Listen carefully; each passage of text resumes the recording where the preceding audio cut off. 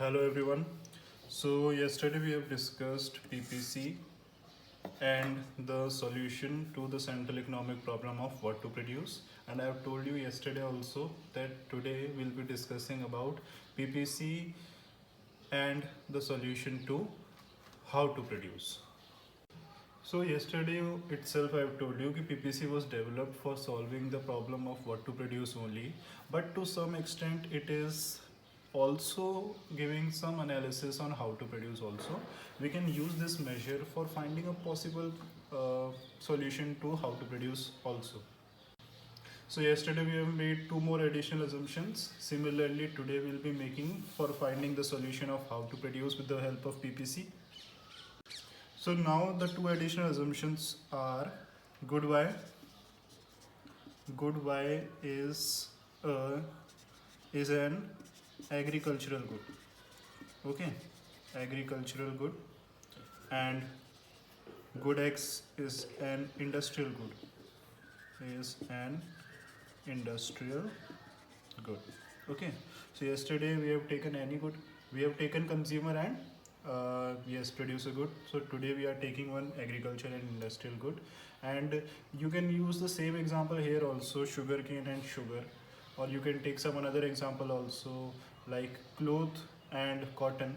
Okay, but you have to now remember this assumption कि now whatever we'll be studying about this solutions, it will be based on these two assumptions. These two assumptions are very important.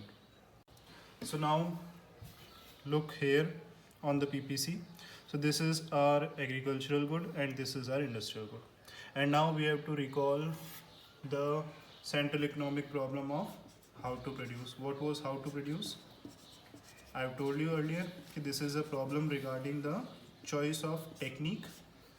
The problem regarding the choice of technique of production, and we are having two possible techniques. One is labor intensive technique, another one is capital intensive technique.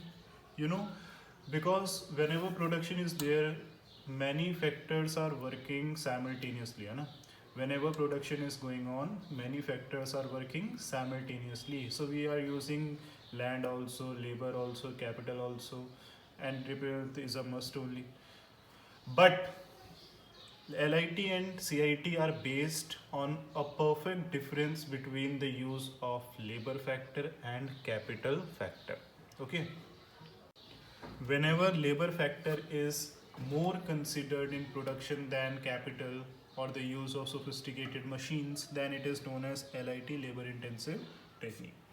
Whenever the capital is being employed to a higher extent and the use of labor is limited, confined, so that is what that is known as capital intensive technique. Okay, we have discussed this and we have discussed the problem also earlier.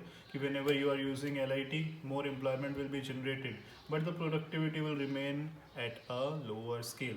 Similarly, CIT also we have discussed. Whenever you will be using capital intensive techniques, your productivity will be more. है Productivity will be enhancing, it will be growing, output would be more, but the problems of unemployment will be there in the economy. Okay, so this was how to produce. Now come back towards this PPC. यहाँ पे हमारा ये क्या है, एक agriculture good है, this one is industrial good. ठीक है, दिस वन इज बोल ही देते हैं इसको. ये है क्या है, एक एग्रीकल्चर गुड मतलब कॉटन. ये है एक इंडस्ट्रियल गुड मतलब ये है cloth.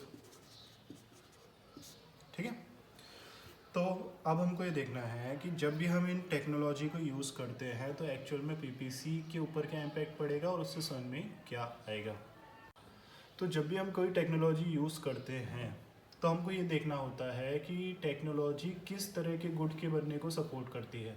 When we were starting with the PPC, I have told you that time also, technology always affects the production of a particular good.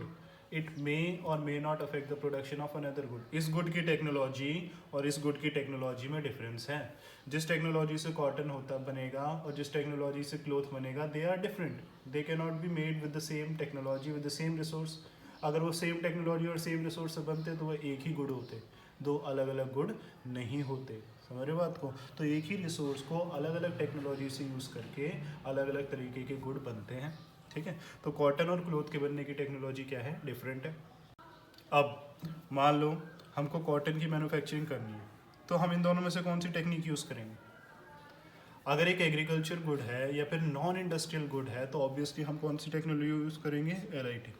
Agricultural goods और non industrial goods के लिए better technology is LIT। और अगर हम इस तरह की good use करेंगे तो अगर हम यहाँ पे हैं PPC में, if we are inside the PPC we will move to this point. This point you will move for more production of this good because the technology is favorable for production of this good।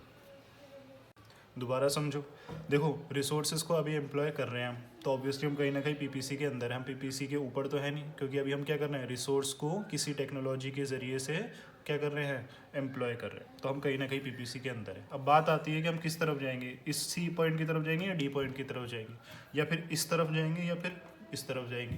तो वो decide करता है कि इस good के बनने के लिए कौन सी टेक्नोलॉजी ज़्यादा एफिशिएंट है। और ये बात फैक्ट है कि एक एग्रीकल्चरल गुड के बनने के लिए labour intensive technology is better than capital intensive technology. Okay, you may need capital also here, but LIT would be better if you are using it. So if you are at point E, you will gradually move towards the point C and not towards the point D। और आप C की तरफ ज़्यादा move करोगे, उसका कारण ये है कि आपकी क्लोथ की मैन्युफैक्चरिंग क्या होगी, ज़्यादा, और आपकी कॉटन की मैन्युफैक्चरिंग होगी ज़्यादा, क्लोथ की मैन्युफैक्चरिंग क्या होगी, कम। क्योंकि ये जो LIT है, it is good, it is efficient for the production of a agricultural good than an industrial good. So if you will be using LIT, there will be a movement towards the point C। The technology is more efficient for production of cotton, so it will be moving this way। Now we have to see how we can have more production of cloth, है ना, कि which technology should be used for the production of cloth। So remember this thing also, like LIT was good for agricultural goods, similarly CIT capital intensive techniques are better if we are in industries। ठीक है, for industrial goods capital intensive techniques are better than labor intensive techniques। You also know कि we cannot substitute the use of capital with labor in industries। Industries के अंदर, factories के अंदर आपको पता है मशीन्स का यूज़, कैपिटल का यूज़ कितना ज़्यादा एग्रेसिव होता है, और अगर वो ना हो तो उनकी प्रोडक्शन बड़ी ही लिमिटेड होती है। आपको पता होगा एक स्मॉल स्केल इंडस्ट्री और लार्ज स्केल इंडस्ट्री में क्या डिफरेंस है ना। स्मॉल स्केल इंडस्ट्री में क्या होती है, इन्वेस्टमेंट बहुत कम होती है, जिसकी वजह से वो ज़्यादा कैपिटल ना रखने की वजह से ज़्यादा मशीन्स एम्प्लॉय नहीं कर पाते और लिमिटेड लेबर के साथ काम करते हैं, और उसका इम्पैक्ट क्या पड़ता है, उनकी प्रोडक्टिविटी हमेशा ही एक लोअर स्केल पे रहती है, उनका मार्केट हमेशा लिमिटेड रहता है। दूसरी तरफ जो लार्ज इंडस्ट्रीज़ होती है, लार्ज स्केल पे ऑपरेट करती है, उनका कैपिटल बहुत अच्छा होता है, जिसकी वजह से वो बड़ी बड़ी मशीन्स, हैवी मशीन्स के वो प्रिफर कर पाती हैं, और उन मशीन्स की वजह से उनकी प्रोडक्टिविटी, उनकी प्रोडक्शन, उनका आउटपुट एक हायर स्केल पे रहता है, जिससे उनका मार्केट बड़ा होता है, उनकी कॉस्ट ऑफ प्रोडक्शन गिरती है और वो ज़्यादा प्रॉफिट्स को एंजॉय कर पाते हैं। ठीक है, और इस वजह से वो अपने पास लेबर कम और मशीन्स का यूज़, कैपिटल का यूज़ ज़्यादा रखते हैं। So this is a fact, for agricultural goods better technique is labor intensive, and for industrial goods the better technique is capital intensive। So now if we will be using capital intensive techniques, obviously it will not go towards the point C, rather it will be moving towards the point D। ठीक है, अब D और C में आपको difference clear रखना है। C में क्या है, more of this agricultural good than industrial good, और D में क्या है, more of industrial good than agricultural good. तो ये दोनों के बीच का एक डिफरेंस है। अगर आप लेबर इंटेंसिव टेक्निक यूज़ करोगे तो उस गुड की प्रोडक्शन ज़्यादा होगी, दूसरी तरफ अगर आप कैपिटल इंटेंसिव टेक्निक्स की यूज़ करोगे ज़्यादा, तो इस गुड की प्रोडक्शन ज़्यादा यूज़ होगी। ठीक है, क्योंकि मैंने आपको कल भी बताया था A और B बड़ी ही फिक्टिशियस कंडीशंस होती हैं, फीजिबल और possible condition on the PPC ही होती है। तो अगर हम कैपिटल इंटेंसिव टेक्निक्स यूज़ करेंगे, again there will be a movement towards the PPC, क्योंकि अब रिसोर्सेज टेक्नोलॉजी के ज़रिए यूटिलाइज हो रहे हैं, हम PPC की तरफ मूव कर रहे हैं, लेकिन हम PPC के ऊपरी भाग या उस भाग की तरफ मूव नहीं करेंगे जहाँ पे एग्रीकल्चर गुड की प्रोडक्शन थी, हम उस तरफ मूव करेंगे जहाँ पे इंडस्ट्रियल गुड की प्रोडक्शन ज़्यादा थी। तो ये जो C और D पॉइंट है, ये दो सिंबल है किसके लिए, एक सिंबल है एग्रीकल्चर गुड की ज़्यादा प्रोडक्शन का, दूसरा सिंबल है इंडस्ट्रियल गुड की ज़्यादा प्रोडक्शन का। ठीक है, पॉइंट्स कुछ भी हो सकते हैं, लेकिन आपको इन दो पॉइंट को रेफरेंस मान के, स्टैंडर्ड मान के ये ध्यान में रखना है कि अगर इस तरह की टेक्नोलॉजी यूज़ हुई तो इस तरह की गुड की ज़्यादा प्रोडक्शन यूज़ होगी, और अगर दूसरी तरह की टेक्नोलॉजी यूज़ हुई तो दूसरी तरह की गुड की ज़्यादा क्या होगी, प्रोडक्शन होगी। ठीक है, तो पीपीसी इस तरीके से हाउ टू प्रोड्यूस का आंसर देता है। ठीक है, जिस भी गुड के लिए एफिशिएंट टेक्नोलॉजी होगी, पीपीसी की मूवमेंट उस तरफ होगी, पीपीसी की नहीं सॉरी पॉइंट की मूवमेंट उस तरफ होगी, अपने पीपीसी की तरफ, अपने पोटेंशियल की तरफ। अगर आप एक कैपिटल गुड को, अगर आप एक इंडस्ट्रियल गुड की तरफ देख रहे हैं और अगर आप टेक्नोलॉजी यूज़ कर रहे हैं लेबर, तो उस गुड की प्रोडक्शन हमेशा कम होगी। अगर मैं पूछूं कि एलआईटी को यूज़ करके क्लोथ की प्रोडक्शन पे क्या फ़र्क पड़ेगा, तो हम ये बोलेंगे कि क्लोथ की प्रोडक्शन हमेशा सबऑर्डिनेट रहेगी और जो कॉटन की प्रोडक्शन वो हमेशा सुपीरियर। अगर मैं आपसे पूछूं कि अगर सीआईटी को यूज़ करके कॉटन की प्रोडक्शन कैसी रहेगी, तो मैं हमेशा ये बोलूँगा कि कॉटन की प्रोडक्शन सबऑर्डिनेट, क्लोथ की सुपीरियर। और रीज़न क्या है, क्योंकि these technologies are particularly efficient for the production of those particular goods. So this is how PPC gives a possible solution to the problem of how to produce.